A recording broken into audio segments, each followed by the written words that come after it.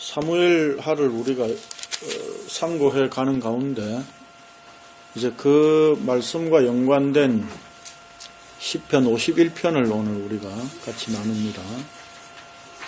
이미 예고해 드린 대로 다 이렇게 미리 본문에 대해서 생각을 좀 하신 것으로 알고 있는데 각자 생각했던 부분들을 잠깐 나누겠습니다.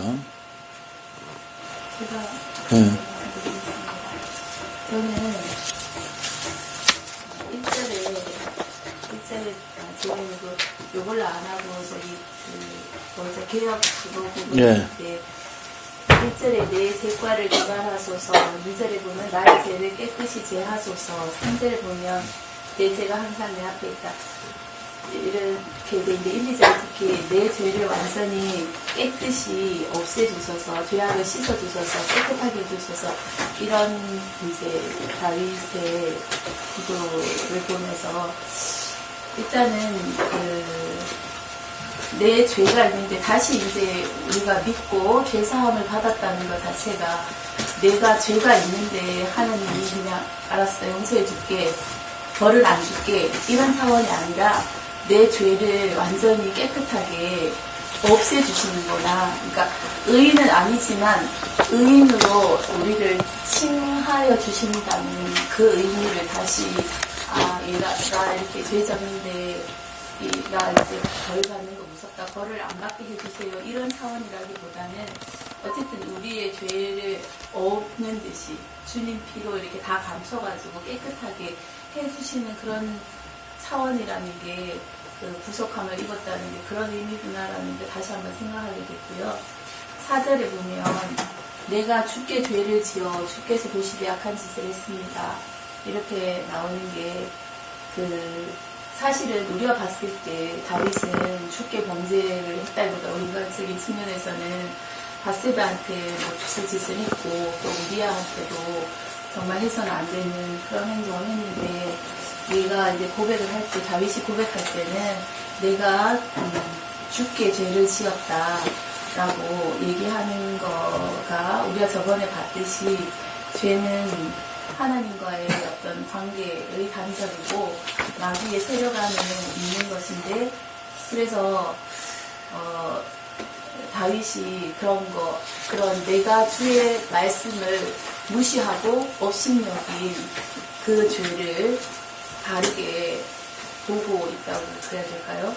그래서 요셉도 보디발의 아내가 유혹을 했을 때 내가 어찌 하나님께 득죄하리까 하면서 그 죄를 내가 우리 주인한테 죄를 짓는 거다, 당신한테 죄를 짓는 거다, 이렇게 하지 않고 하나님한테 죄를 짓는 거다. 그리고 다윗도 내가 하나님의 언약을 무시하고 하나님 말씀을 업신여긴 이 죄, 자기의 어떤 행동으로 드러난 죄의 모습이 근본이 무엇인지를 이렇게 알고 이렇게 회개하는 그런 모습인 것 같았고요. 그 다음에 8절에 보면 주께서 꺾으셨던 내 뼈들이 즐거워하게 해주셔서, 뭔 말인지는 정확하게 잘 모르겠는데 어쨌든 뼈를 꺾으셨다는 거는 죽게 했거나 아니면 거의 병신을 만들었거나 그 정도 될 텐데, 하나님이 내 뼈를 꺾었는데 나는 기뻐하게 그것으로 인하여서 내가 즐겁게 해주셔서, 이런 말은 뒤에 보면 구원의 어떤 즐거움을 회복시켜 달라, 그런 주의 구원에 대한 기쁨을 내게 다시 주셔서, 이런 말씀이랑 좀 연관되는 게 아닌가. 나를 죽여서라도 내가 주의 구원의 기쁨을 누릴 수 있다면 그것으로 인하여서 내 죽음도 내가 즐겁게 받아들일 수 있다라는 그런 고백이 아닌가, 그런 생각이 들었어요.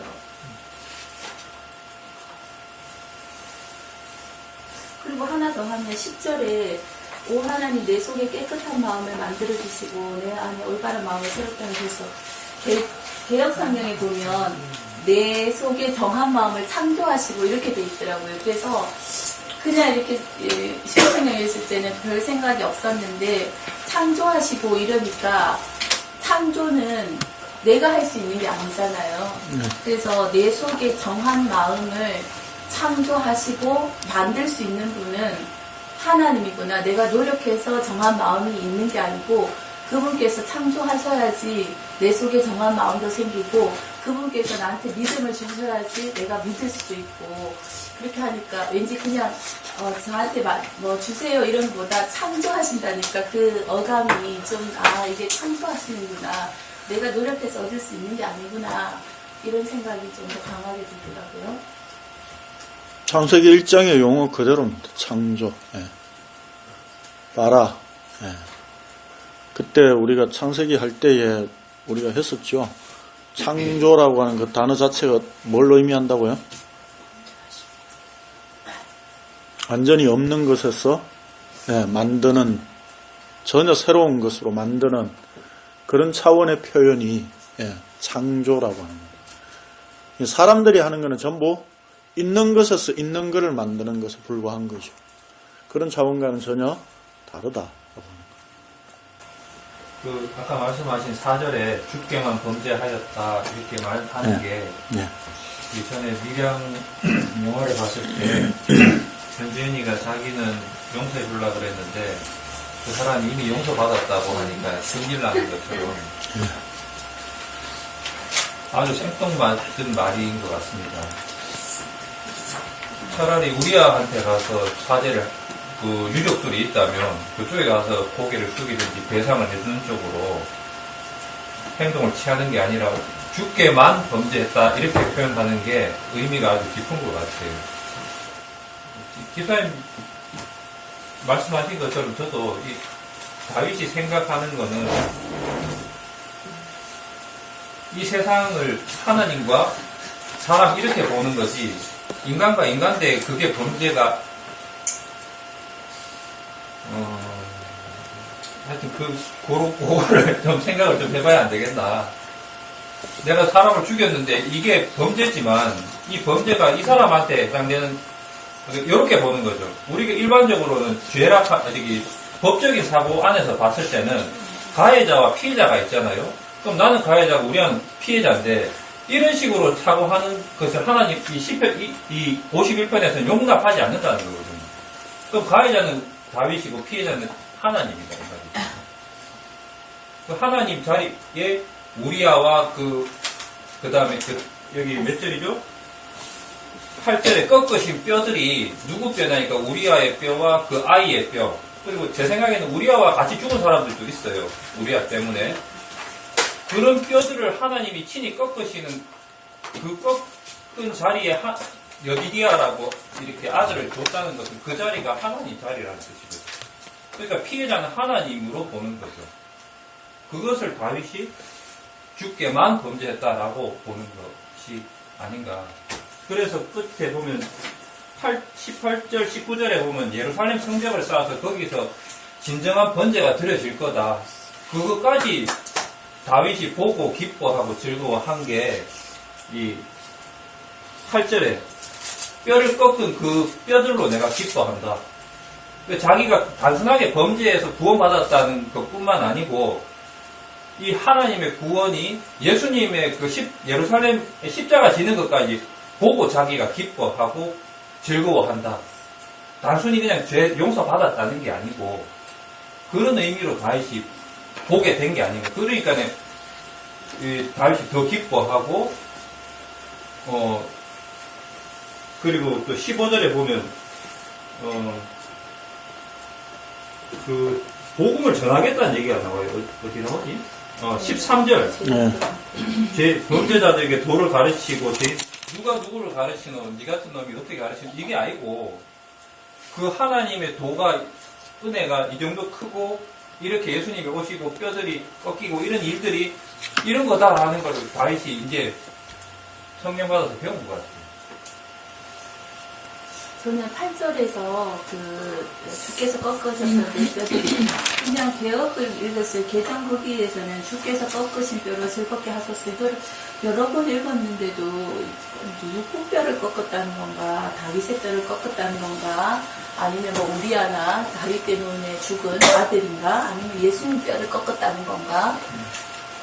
예수님은 뼈를 꺾지는 않았죠. 세계 다 꺾이지는 뼈가 안 한다 그랬잖아요. 어쨌든 그래서 그럼 누구지 하면서 했는데 이걸 보니까 여기서 내 뼈라고 딱 나와서 아 그럼 다윗의 뼈인가? 저는 좀 그냥 그렇게 이해를 했는데 13일 들으니까 뼈를 꺾는다는 의미가 뭐예요? 죽음이라는 얘기죠. 그렇죠? 예. 그러면 결국 다윗이 겪은 그 아이의 죽음이라고 하는 것 자체는 누구의 죽음입니까? 사실은 다윗 자신의 죽음이죠. 예. 왜요? 지난주에 우리가 제가 말씀드릴 때에 뭐라고 말씀을 드렸죠? 왜 아이를 죽이느냐라고 했을 때 왜 아이를 죽인다고 그랬습니까? 예, 다윗에게 죄를 가르쳐 주기 위해서 다윗 대신에 다윗 존재를 죽인다는 것을 보여주는 게 이제 아이의 죽음이지요. 예. 그런 차원에서 이제 뼈가 꺾어졌다는 것은 다윗의 죽음을 표현하는 말이죠. 근데 다윗이 그걸로 인해서 즐거워한다는 거죠. 뼈들도 즐거워한다. 이 무슨 말이에요? 그러니까 다윗이 즐거워한다는 것 자체는 뭡니까? 앞으로 오실 그분 때문에 사실은 다윗 자신이 이렇게 죄인이 다른 사람에게 도를 전하고 복음을 전하는 차원 정도로만 세워주신 것만으로도 감사하다 그 말이죠. 진짜 의로운 분이 오셔서 의로운 제사를 드리는 그걸 바라보고 있는 거죠. 다윗이. 예. 저는 자유에 대해서 생각했거든요. 그래서 제가 수업 들을 때 이런 것들에서 자유, 아동의 자유가 어디까지냐고 이런 얘기를 하면서 집에 와서 얘기를 하다가 나는 우리 아이들이 미성년자이기 때문에 내가 먹여주는 한도에서 내 법을 따라야 된다. 아이들의 자유나 생각이나 그 느낌보다는 네가 마음대로 하고 싶으면 내가 벌어주는 돈으로 밥 안 먹을 때 네가 하고 싶은 대로 해라. 이렇게 구속을 했는데 이제 그게 과연 자유일까? 이제 아이들에게 어떠한 자유를 얼마큼 허용하는 것인가? 주어진 자유를 뭐 이런 얘기를 좀 생각하다가 이제 얘기를 했어요. 그런데 정제가 하는 말이 자유는 정의를 필요로 하고 근데 그것은 심판이 따른다. 이런 얘기를 했어요. 그 자유가 보장되기 위해서는 정의가 필요하고 그 자유에 뭐 책임이 있고 방종이 있고 뭐 이런 얘기가 있지만 그런 근본적인 얘기를 떠나서 여하튼 심판이 따라서 심판이 곧 세상이 만든 법이에요. 그 법의 테두리 안에서 내가 자유를 누릴 수 있다는 거잖아요. 그럼 이게 세상의 법이거든요. 그러면 성도의 법은 어디서 자유를 느끼는 것인가? 요 얘기를 하려고 하는 거예요. 최정제 얘기는 절대 아니에요. 네. 그래서 성도는 어디에 기준이 되어야 하느냐? 세상 사람들이 자유를 느낄 적에 법 안에서의 테두리 자유를 원하는데 성도는 그럼 말씀 안에 그 법 안에서 자유를 느껴야 되는데 그것이 죄와 의로 나눌 적에 그러면서 내가 자유로운 것은 바로 하나님 안에 있을 적에 하나님 아래에 하나님 법을 따를 적에 내가 진정한 자유가 있다라는 거. 그래서 내가 정말 법 앞에서 이 세상에 살면서 헌법이라는 내지는 그 무슨 법이라고 그러죠? 우리가 은연중에 알고 관습법이나 이런 것들에서 내가 자유해서 내가 편안함을 느끼는지 그걸 떠나 내가 하나님 앞에서 주의 말씀에서 그 안에 있는 그 감사 하나님의 은혜를 받으면서 그에서 자유를 느끼는지 내가 성도의 삶을 사는 것인지 내가 진짜 대한민국의 국민이라든지 인간으로서의 자유를 느끼고 사는 건지에 대해서 생각해보는 시간이 됐다는 거. 요거는 우리 신랑이랑 얘기하면서 좀 느낀 바예요. 내가 정말 어디 앞에서 자유를 느끼며 살고 있는지에 대해서 제가 들어도 좀 어렵네요. 어렵네. 네. 다른 분은요? 예. 나는 그 자기네 밑에 제 투성이었습니다. 어머니 나를 임신했을 때 제 투성이었습니다. 그전에는 뭐 우리가 어려서 태어났을 때는 죄가 없다라고 했는데 믿으면서는 이제 모든 걸 이제 죄가 태어나거든요. 근데 태초로부터 죄를 갖고 안고 떠난다라고 이렇게 늘 배웠고 했잖아요. 그렇기 때문에 이거를 내가 또 감동이 돼갖고 17절에 하나님이 바라는 죄에서 깨어지는 마음입니다. 왜냐면은 그거를 내가 죄를 회개했고 알았기 때문에 하나님 앞에 내 모든 죄악을 터놓고 고백하는 마음으로 이렇게 알았어요. 내가 하나님이 그 마음을 깨워주지 않으면 나는 늘 잘난다고 그냥 내 마음대로 살고 나는 죄 없어. 모든 거에 선행을 베풀 때 나는 죄 아니야. 이걸 선하고 싶은 게 나는 그 죄를 모든 거를 다 감싸서 나는 죄 없다라고 하는데 그 마음을 깨게 하시는 분은 하나님이라서 그거를 내가 도와드립니다. 제가 생뚱맞게 자유 얘기를 해서 본문하고 상관없는 얘기를 했겠다라는 생각을 본문 내용 구절을 얘기를 안 해서 그렇죠. 4절에 보면 내가 주께 죄를 지어 주께서 보시기에 악한 짓을 했습니다. 요 말이 제가 나온 생각의 기본 말이에요. 왜냐하면 정말 얘기한 것처럼 우리가 실제적으로 헌법상으로 볼 때는 우리아나 바세바에게 범죄를 한 거라고 생각을 하지만 다윗의 관점은 은혜로 입은 자의 관점은 하나님 앞에서 자기가 죄를 지었다라고 생각하거든요. 내가 어떤 법을 따르냐는 요 얘기를 봤을 적에 성도는 누구의 법을 따르고 있느냐가 어디서 또 자유하느냐가 요 이제 말씀의 근본으로 제가 드린 말씀이에요. 좀 모르겠네요. 그렇지, 왜 자유 얘기는 너무 생각을 많이 하니까. 다윗은 일반적인 그 왕이라고 하는 위치가 어떤 위치에 있느냐 하면 일반적으로 왕의 위치에 있다는 것 자체는 법 위에 있는 거거든요. 네, 그렇잖아요. 그리고 왕이 말하는 그게 곧 법이잖아요. 그렇죠. 네. 그런데 다윗이 자신도 그런 줄 알았던 거죠. 사실은. 근데 그게 뭐라고요?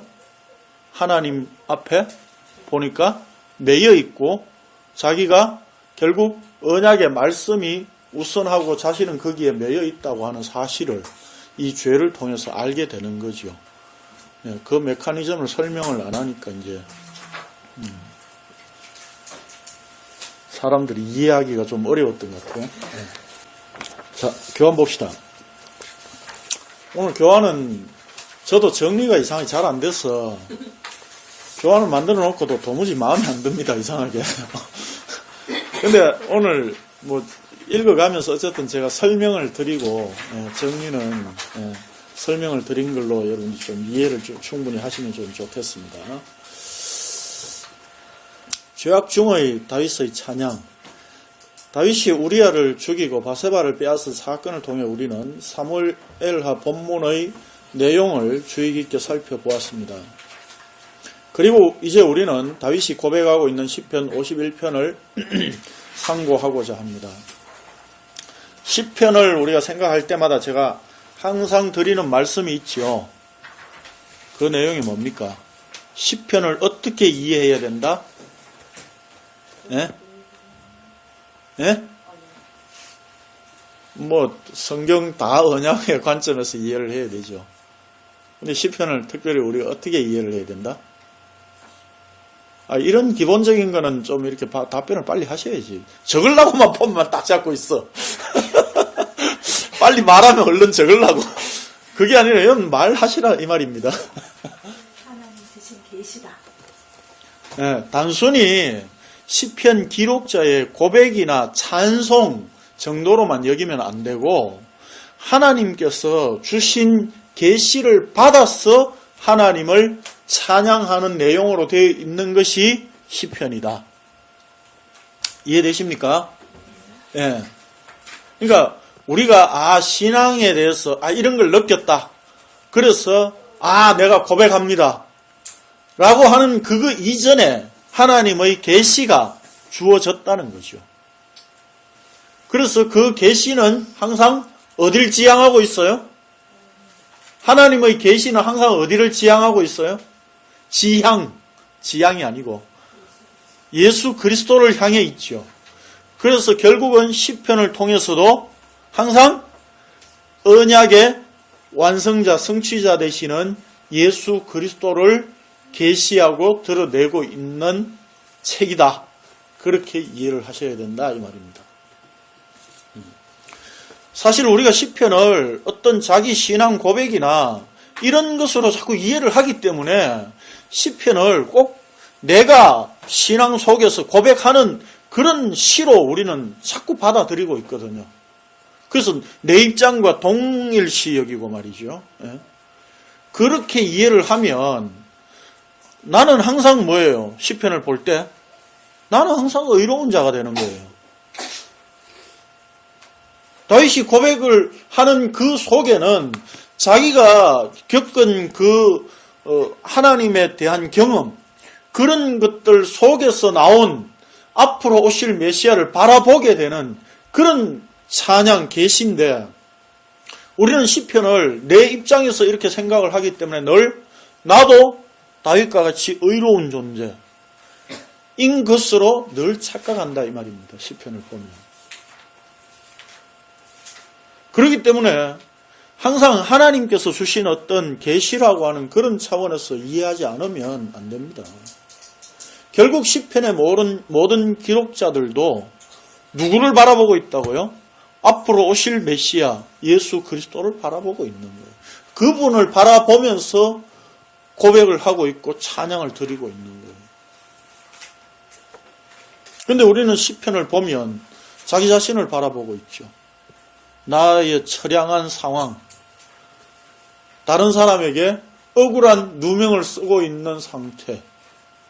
그래서 시편의 기록자를 늘 자신과 동일시해서 자기의 억울한 상황을 하나님이 풀어주시기를 원하는 그런 심정으로 자꾸 생각만 한다 이 말입니다.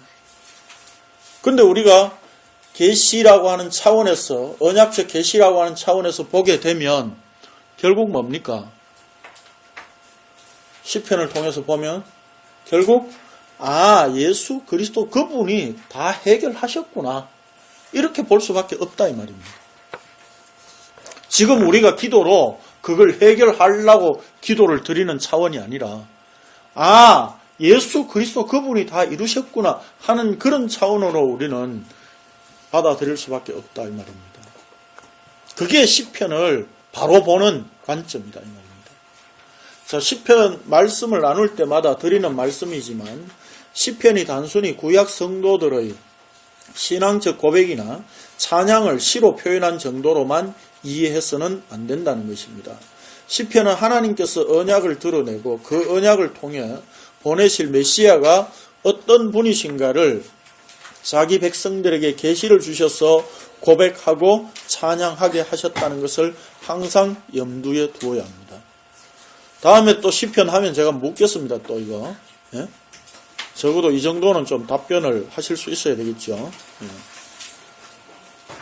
시편 51편은 다윗의 시 인도자를 따라 부르는 노래, 다윗이 바세바와 동침한 후 선지자 나단이 그에게 왔을 때라고 표제가 붙어 있습니다. 다윗은 자신이 저지른 일이 하나님 앞에서 죄가 된다고 생각해 본 적이 없었습니다. 그래서 그는 자신이 원하는 모든 것들을 자신이 마음대로 가질 수 있다고 생각하였습니다. 이때 하나님께서 나단 선지자를 보내셨습니다. 하나님께서 말씀을 하실 때에 비로소 자신의 죄를 깨닫게 되었습니다. 그런데 다윗이 자신의 죄를 보는 시각이 어떠합니까? 4절에 보면 다윗이 내가 주께만 범죄하여 주의 목전에 악을 행하여 사오니 라고 고백합니다. 시편에 잘 나오는 말이지요. 목전. 목전이 뭡니까? 어려운 말이죠. 한문어로 된 말이라. 눈앞이다 그 말이죠. 눈목자죠. 그래서 목사하면 뭡니까? 눈이 4개인 사람을 말하는 거죠. 그래서 목사는 다 안경을 쓰고 있는 것 같아요. 우리가 일반적으로 생각하는 것은 여도 목사 많네. 생각하는 것은 다윗이 우리아와 바세바에게 죄를 범했으니 사실 우리아와 바세바에게 잘못을 사과하고 용서를 구해야 할 것이라고 생각합니다. 그러나 다윗은 하나님께만 범죄하였다고 고백합니다. 다윗이 이렇게 고백하고 있다는 것은 하나님께서 다윗의 죄를 지적하시면서 이게 사무엘하에 나와 있죠. 그러한데 어찌하여 네가 여호와의 말씀을 업신여기고 나보기에 악을 행하였느냐. 네가 칼로 햇사람 우리아를 치되 암몬 자손의 칼로 죽이고 그의 아내를 빼앗아 내 아내로 삼았도다. 이제 네가 나를 업신여기고 햇사람 우리아의 아내를 빼앗아 내 아내로 삼았은즉 칼이 내 집에서 영원토록 떠나지 아니하리라 라고 하신 말씀을 잘 이해하였다는 뜻입니다. 그래서 사무엘하 12장 13절에서도 다윗은 내가 여호와께 죄를 범하였노라 라고 하였었습니다. 하나님은 다윗을 왕으로 세우시고 필요한 모든 것을 다 주셨습니다. 그럼에도 불구하고 남의 것을 빼앗아 자기 욕심을 채우는 죄를 범하였습니다. 이것이 바로 하나님께 범죄한 것입니다. 이는 단순히 사람들과의 관계에서 윤리 도덕적으로 주고받는 피해 정도가 아닙니다. 사람에게 범한 죄가 아니라 하나님께 범죄한 것이기에 사람과 상대하여 해결할 수 있는 것이 아니라 오직 하나님이 친히 해결해 주셔야 되는 죄라는 것입니다. 하나님께서는 다윗에게 죄가 어떤 것인가를 철저히 보여주고 가르쳐 주시기 위하여 다윗이 범죄할 때에 잠시 두고 보신 것이었습니다. 그러니까 다윗이 하나님께만 범죄했다라고 하는 그 표현 속에는 누가 해결할 수 있다? 바세바나 우리아가 해결할 수 있는 게 아니라 하나님이 해결할 수 있다라고 하는 뜻이다 이 말입니다. 왜? 하나님과 상대해서 지어진 범죄이기 때문에. 이게 언약적 관점이에요. 다윗은 하나님 앞에서 죄가 무엇인가를 깨달았기에 3절에서 무릇 나는 내 죄가를 아오니 내 죄가 항상 내 앞에 있나이다 라고 고백하였습니다. 죄가 항상 내 앞에 있다는 것은 자신이 죄에서 단 한 번이라도 떠난 적이 없음을 의미합니다. 이것은 죄를 행위의 문제로 보지 않고 이제까지 우리가 생각했던 것처럼 사탄의 세력이요 권세라는 것을 알았다는 뜻입니다. 죄를 행위의 문제로만 본다면 악한 행동이 있을 때만 자신의 죄인임을 인식하게 될 것입니다. 즉 악한 행동이 있을 때는 죄인이지만 반대로 선한, 물론 이 선하다는 기준도 자기중심적 기준이고 세상적 기준의 윤리와 도덕에서 벗어나지 못한 그런 행동으로 보지요. 이런 행동이 있을 때는 의인으로 여기게 됩니다. 그래서 세상에 선하다 혹은 어떤 사람은 뭐 핸드폰에다가 그렇게 새기고 다니대요. 말 그대로 착하게 살자.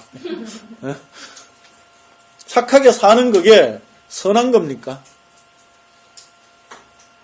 우리는 그것이 선하다고 일반적으로 생각하는 거예요. 그래서 우리가 선을 행한다 이렇게 말하면 교회에서 가난한 자들에게 구제를 하고 어려운 사람들을 돌아보고 베풀고 이렇게 하면 그게 선한 일이라고 생각을 한다 이 말입니다. 근데 그게 선한 일입니까 아닙니까? 예? 선한 일이에요 아니에요? 하나님 앞에서 선하지 않죠. 선한 일이 아니죠. 왜요? 왜요? 방금 이야기했잖아요. 아니 방금 이야기 그러니까 예. 죄의 세력과 권세에 매여 있기 때문에 거기서 나오는 모든 것들이 다 죄라는 거죠. 그렇기 때문에 인간에게서는 선한 행위가 나올 수 있다 없다? 없다는 거예요. 있을 수가 없습니다. 그러면 성경이 말씀하는 선한 일이라고 하는 게 뭐예요? 하나님이 하신 일만 선한 일이에요. 왜요? 그분 죄가 없으시니까. 예수 그리스도 그분이 하신 일만 선한 일이다 이 말입니다. 그리고 오늘 우리가 예수 그리스도 안에 있다면 이제 그분이 하고자 하시는 일을 우리를 통해서 죄인을 통해서 하실 때에 우리가 하는 일을 하나님께서 선한 일로 인정해 주시는 거죠.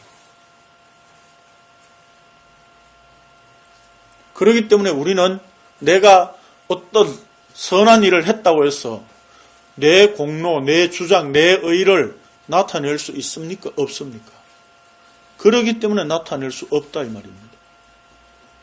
우리는 늘 행하는 것들이 다 죄인데 하나님께서 그것을 예수 그리스도 안에 있다는 것만으로 의롭게 보시고 의롭다고 인정을 해 주실 뿐이기 때문에 그저 하나님의 은혜에 의해서 우리가 감사할 뿐이지 내 행위가 의롭다 착하다라고 말할 수 없다 이 말입니다.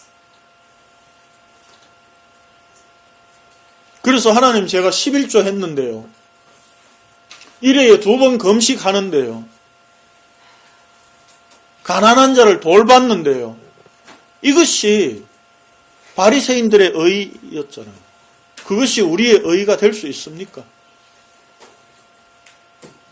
없습니다. 그래서 우리가 항상 이야기하는 게 뭡니까? 우리가 어떤 일을 하더라도 그것이 내 의로 여기지 말자는 거죠. 우리가 어떤 행동을, 선한 일을, 착한 일을 세상적으로 하지 말자, 그런 이야기가 아니라 그것을 내 의로 여기지 말자는 거예요. 그것이 성경에서 이야기하고 있는 내용이죠. 그것이 내 의로 여겨지지 않을 때에 하나님께서 우리에게 의롭다고 인정하시는 부분이구나 라고 하는 것을 우리는 생각할 수 있게 됩니다.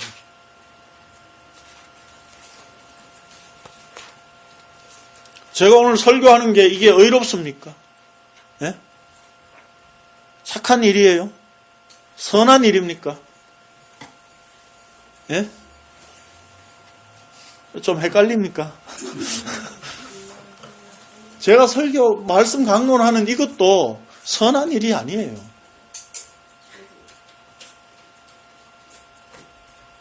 죄다 이 말입니다. 그런데도 하나님께서는 그걸 가지고 뭐예요? 자기 의를 드러내시는 쪽으로 사용을 하시는 거죠. 그렇기 때문에 나는 그것이 내 의가 될 수 없다고 고백할 수밖에 없는 거예요. 내가 잘나서 하는 게 아니라고 하는 것을 하나님 앞에 고백할 수밖에 없다 이 말입니다. 보통 설교자가 설교 끝나고 나서 예배 마치고 나면 교인들이 그러죠. 아이고 목사님 은혜 받았습니다. 그러면 보이지 않게 왼쪽 다리를 탈탈 털면서 그렇지 내가 오늘 은혜를 좀 끼쳤지 속으로. 내가 설교 오늘 멋지게 했구나. 이렇게 은혜 받은 사람이 있는 거 보니까. 그런 생각을 은연중에 하게 된다 이 말입니다.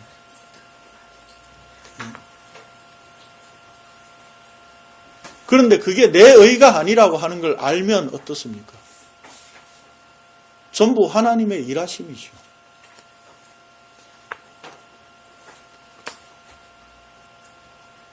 내게 주신 깨닫게 하신 예수 그리스도 그분을 성령께서 드러내게 하셨고 그것을 가지고 하나님께서는 자기 복음을 드러내시는 일을 하시는 거죠. 그런데 내가 잘났습니까? 마찬가지예요. 우리가 복음 전하는 것도 역시 마찬가지다. 내가 전도해서 다른 사람이 믿게 되었습니까? 내가 다른 사람 꼬셔가지고 우리 교회 데리고 나왔다고 해서 그게 복음 전한 게 되는 겁니까?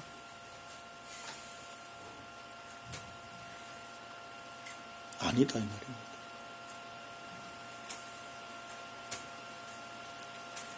오히려 우리의 못남, 우리의 꺾으신 뼈 그걸 통해서 하나님께서 자기 일을 드러내시는 일을 하시는 거예요. 오늘날도 일반적으로 이런 관점으로 죄를 생각하고 있습니다. 11조 하지 않고 성경 보지 않고 기도하지 않고 전도하지 않으면 하나님께 죄를 범하고 있다고 생각하고 회개라는 것을 하지만 11조를 잘하고 열심히 성경 보면서 기도하고 전도도 하고 있다면 자신을 죄인으로 인정하기는커녕 하나님께 복 받을 자로 여기는 겁니다. 즉 회개를 해야 할 이유를 찾지 못합니다. 하나님께 범죄했다는 생각이 들지 않기 때문입니다. 그래서 다윗은 내가 죄악 중에서 출생하였으며 어머니가 죄 중에서 나를 잉태하였나이다 라고 고백합니다. 죄 중에 잉태하였다는 것은 죄 덩어리로 세상에 낯섬을 뜻합니다. 이것이 아담 이후 이 땅에 태어난 우리의 본질입니다. 다윗은 나단 선지자를 통해 하나님의 말씀이 주어질 때 비로소 자신이 스스로의 힘으로 죄를 이길 수 없는 존재임을 알았습니다. 거기서 벗어날 수 없다는 존재라고 하는 것을 이제 알은 거예요. 이제까지는 죄가 다윗 자기를 중심으로 생각하였었습니다. 다윗은 왕의 입장에서 자신을 대적하고 자신에 대하여 거부하는 존재에게 있다고 생각했습니다. 즉 다윗 자신은 죄와 관계가 없이 외부의 죄가 있다고 생각하였습니다. 그러나 이제 다윗은 자기가 늘 공격의 대상으로 삼았고 표적으로 여겼던 그 죄 자체를 바로 자기 자신 안에서 발견한 겁니다. 다시 말해서 죄의 세력에 붙잡혀 있고 죄의 권세에 매여 있는 자신을 발견한 것이었습니다. 사실 다윗이 전쟁에서 실패한 적이 있습니까? 우리 성경을 통해서 보면 거의 없습니다. 그렇죠? 그러면 다윗이 전쟁을 통해서 다른 사람들을 처단하고 죽이고 할 때에 다윗 마음속에 어떤 생각이 있었습니까? 얘들은 하나님의 심판을 받아서 죽어야 마땅한 죄인들이야 라고 하는 생각들이었다 이 말입니다. 그래서 헷사람 우리야라고 하는 사람도 그 범주 안에 들어있는 거예요. 그냥. 그래서 이방인이니까 죽어도 상관없다고 생각하는 거예요. 늘 자신은 죄와 상관없는 존재예요. 자기는 거기에 하나님을 대신해서 지금 다른 사람을 처단하고 죽이고 하나님의 심판을 대행하고 있는 그런 존재로 살아왔다 이 말입니다. 그런데 우리아를 죽이고 바세바를 빼앗는 이 범죄를 하나님이 가만히 내버려 두니까 어때요? 자신이 비로소 이제 죄인이라고 하는 것을 알게 되었다 이 말입니다. 그것 때문에 하나님께서 다윗을 내버려 두신 거였죠.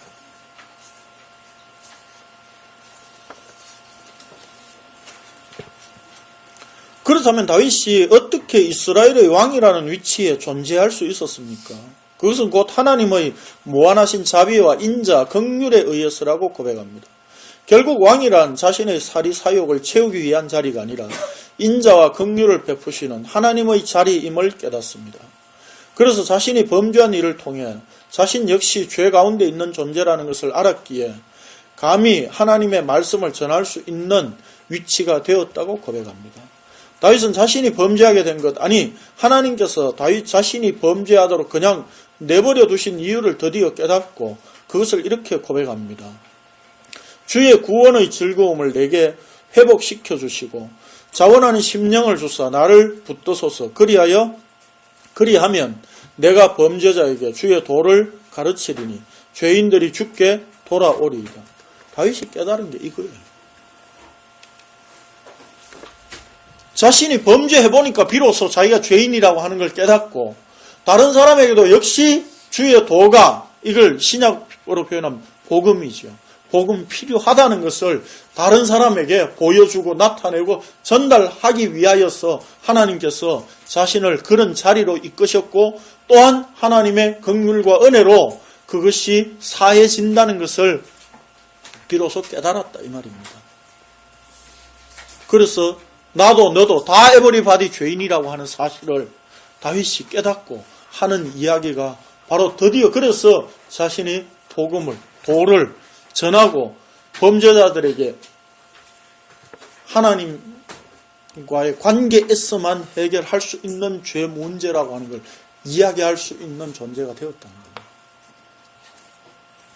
왕이 위치한 하나님의 심판과 공의를 누구보다도 절감하며 오직 긍휼로 다스리시는 하나님의 구원의 도를 전하고 가르쳐 죄인들이 하나님 앞으로 돌아오게 하는 그것이 곧 자신에게 주어진 하나님의 일임을 깨달았다는 겁니다. 이것이 구약의 언약의 왕을 세운 이유요 목적이라는 겁니다. 여기서 구원의 즐거움이란 단순히 구원을 받았다는 것으로 인한 즐거움이 아니라 죄 때문에 구원이 전혀 가능하지 않은 자를 구원하시는 하나님의 은혜와 자비에 의한 일하심으로 말미암은 즐거움을 의미한다고 보아야 할 것입니다. 무슨 뜻인가 이해되십니까? 한마디로 이야기하면 이런 겁니다. 하나님이 나를 죄에서 구원하셨구나. 정말 감사하구나. 즐겁구나. 이런 표현이 아니라 이 말입니다. 죄인이 하나님의 앞에 용납될 수 없고 즐거움을 누릴 수 없는 존재인데 그런 존재가 하나님에 의해서 하나님의 긍휼과 자비에 의해서 구원의 즐거움을 누릴 수 있는 존재가 되었다는 이게 하나님의 무한하신 사랑과 은혜라고 하는 걸 깨달았다 이 말입니다. 다윗이 모든 범죄자에게 가르치고자 하는 주의 도도 역시 모든 죄를 용서하시고 구원하시는 주의 의가 되는 것입니다. 이 주의 도가 우리에게 예수 그리스도의 십자가로 성취되어 서 있습니다. 결국 하나님이 우리를 말씀 앞에 서게 하시면서 죄를 보게 하시는 이유는 우리의 죄인됨을 철저히 자각함으로써 주의 십자가로만 이루어지는 구원을 바라보게 하기 위해서입니다. 다시 말해서 언약의 성취자가 이 땅에 오셔서 이루실 구원, 예수 그리스도의 피의 공로로만 이루어지는 구원을 노래하고 높이도록 하기 위해서입니다. 그러므로 회개한다는 것 자체를 용서받고 저주에서 벗어나기 위한 방편으로 바라본다면 그것은 주님의 은혜가 아니라 자기 구원에 매인 것이라고 말할 수밖에 없습니다. 그래서 회개는 뭡니까? 하는 게 아니라 나오는 거예요. 그렇죠? 주의 은혜를 경험하면, 주의 말씀을 알면, 하나님의 언약을 깨달으면, 주의 긍휼, 자비를 보게 되면 죄에 대한 회개는 나오게 되어 있는 거예요. 나단 선지자가 나타나서 다윗에게 당신 회개하시오 그랬습니까? 예? 부자가 가난한 자의 양을 빼앗아서 손님에게 대접했습니다. 이 빼앗은 자가 바로 당신입니다. 라고 하니까 다윗은 하나님 앞에 자신이 죄인인 줄 깨달았다는 말입니다. 그래서 회개가 나온다는 거죠. 그 죄인의 가장 큰 문제는 지난주에 뭐라고 말씀드렸습니까? 죄인의 가장 큰 문제는 자신이 죄인이라고 하는 사실을 모른다는 것에 있는 거죠. 그래서 나단 선지자가 다윗에게 죄인이라고 하는 사실을 알려주는 거죠. 그 죄는 사람들과의 관계에 의한 죄가 아니라 하나님과의 관계에 의한 죄라는 거예요. 하나님과의 관계에 의한 죄이기 때문에 누가 해결하실 수 있다? 누구만 해결하실 수 있다? 하나님만 해결하실 수 있다. 14절에서 하나님이여 나의 구원의 하나님이여 피 흘린 죄에서 나를 건지소서 내 혀가 주의 의를 높이 노래하리이다 라고 말하는 다윗의 마음이 어떠합니까? 이는 이미 하나님께서 꺾으신 뼈로 즐거워하실 것이라는 것을 알기 때문입니다. 다시 말해서 다윗 자신의 죽음을 꺾으신 뼈로 표현하여 하나님께 범죄한 자신이 온전히 죽어진 상태를 표현한 것입니다. 이것이 바로 상한 심령입니다. 그래서 하나님께서 구하시는 제사는 상한 심령이라 하나님이여 상하고 통회하는 마음을 주께서 멸시하지 아니하시리이다 라는 고백을 하고 있는 겁니다. 상한 심령은 오직 주의 의만 의지하는 심령을 말하며 그 무엇에도 기대를 걸지 않고 주님의 의에만 모든 기대를 거는 그 심령이야말로 상한 심령이고 하나님께서 다윗으로 하여금 그러한 심령이 되도록 만드셨던 겁니다. 무슨 뜻인지 이해가 되시죠 이제? 하나님께서 다윗을 일부러 상한 심령으로 만들었다 이런 얘기가 아니라 인간이 죄 가운데 있기 때문에 가만히 두니까 상한 심령이 되더라 이 말입니다. 상한 심령이 뭐예요? 꺾어진 갈대 같은 말이에요. 브로큰 마인드, 깨진 마음이에요. 무엇 때문에 깨진 겁니까? 죄 때문에 철저히 깨진 거죠.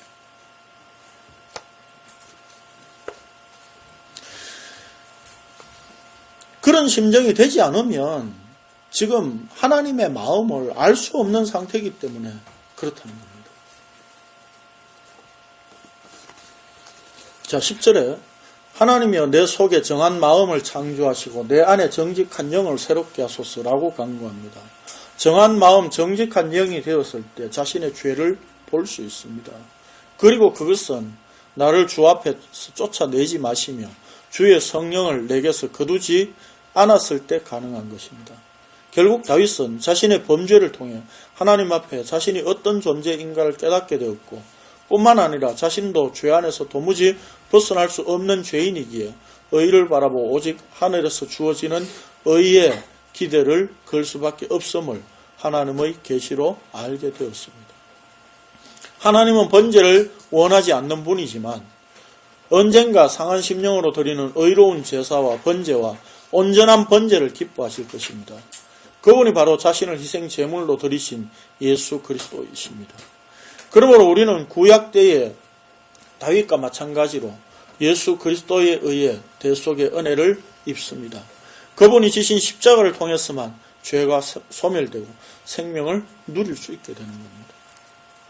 그래서 다윗이 바라본 것은 뭡니까?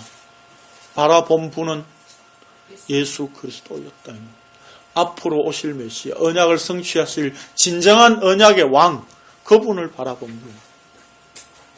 그분 때문에 자신은 뭐예요? 다윗 자신은 깨어질 수밖에 없었던 거예요. 무수한 전쟁을 치르면서 다른 사람은 다 심판을 받아 마땅하고 죄인들이기 때문에 죽어야 마땅하다라고 생각하고 자신은 오직 의롭다고 생각했던 그 다윗이 이제 상한 심령이 되어서 깨어져 가지고 메시아를 바라보게 되는 거예요. 이것이 하나님이 의도하셨던 구약의 언약의 왕이에요. 결국 구약의 언약의 왕을 세워서 하나님께서 의도하셨던 것은 앞으로 오실 진정한 언약의 왕을 보여주기 위한 것이었다 이 말입니다. 그런데도 유대인들 가운데서는 어떤 책에 그런 내용이 있다고 그러네요. 밧세바가 잘못했다고. 왜 왕궁 옆에서 나체로 왕이 보이도록 목욕을 하고 유혹했느냐.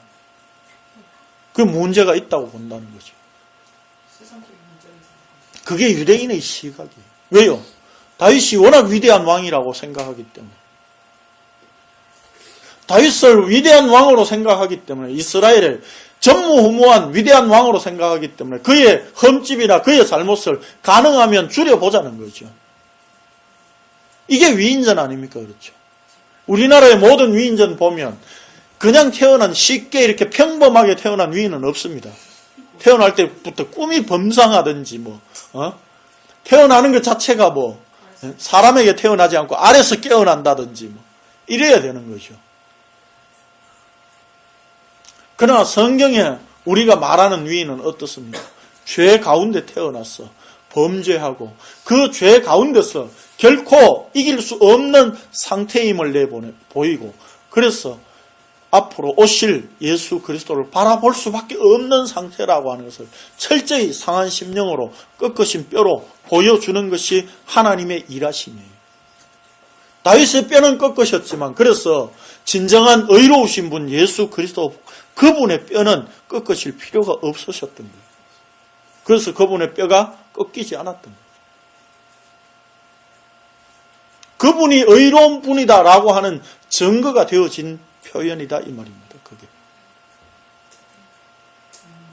로마 사람들은 군사들이 어떻게 했습니까?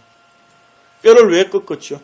혹시나 십자가에서 덜 죽고 살아나서 도망갈까 봐 뼈를 꺾어버렸죠. 미리. 근데 예수는 꺾을 필요 없었습니다. 이미 사망하셨기 때문에. 그게 하나님의 조치였죠. 의로운 뼈는 꺾어야 할 이유가 없었기 때문에 하나님께서 미리 그렇게 조치를 취하신 거였죠. 이 뼈를 꺾으신 그 다윗을 받으시는 이 일을 통해서 의로우신 예수 그리스도 그분의 뼈를 꺾어야 할 필요가 없다고 하는 것을 우리에게 나타내 주신 거죠. 그래서 그분의 십자가에 의한 부활, 이것만이 우리를 죄의 권세에서 벗어나게 할 수 있는 유일한 하나님의 조치라고 하는 것을 우리는 분명히 이 말씀을 통해서 확인할 수 있는 거예요. 우리의 죄 문제는 예수 그리스도 그분 외에 해결할 수 있는 길이 아무 데도 없습니다. 그래서 우리는 사람들과의 관계를 중요하게 여길 문제가 아니라 하나님과의 관계, 그 하나님과의 관계는 바로 예수 그리스도 안에서 죄 문제가 해결됨으로써 다 해결되어지는 문제라고 하는 것을 우리가 분명히 기억하시기 바랍니다. 그래서 우리가 십자가 앞에 늘 우리의 죄 때문에 회개가 늘 나와지는 그런 자가 바로 성도라고 하는 그리스도인이라고 하는 사실을 기억하십시다. 기도드리겠습니다. 거룩하신 하나님 아버지 감사를 드립니다. 오늘 우리는 죄 가운데서 늘 죄와 더불어 먹고 마시며 우리의 삶이 죄 가운데서 태어났어. 죄 가운데서 욕심을 부리다 죽는 그런 존재임을 주님 앞에 고백드릴 수밖에 없습니다. 다윗이 그러하였고 아브라함이 그러하였고 모세가 그러하였습니다. 바울 사도가 그러하였습니다. 오늘 역시 우리가 그 범주에서 벗어날 수 없는 존재임을 말씀으로 확인하게 하심을 감사를 드립니다. 그것 때문에 거기에서 우리가 좌절하지 않고 십자가를 통해서 나타내신 하나님의 은혜와 사랑과 긍휼을 다시 한번 바라보게 하신 이 놀라운 은혜도 우리가 잊지 않게 하여 주옵소서. 아니 우리가 죄 가운데서 늘 주의 십자가를 발견할 수 있도록 주의 성령께서 우리에게 말씀을 생각나게 하시고 십자가가 기억나게 역사하여 주옵소서. 그래서 우리의 모든 삶이 예수 그리스도 앞에 무릎 꿇어질 수 있는 삶이 되게 하여 주옵소서. 예수님의 이름으로 기도드리옵나이다. 아멘.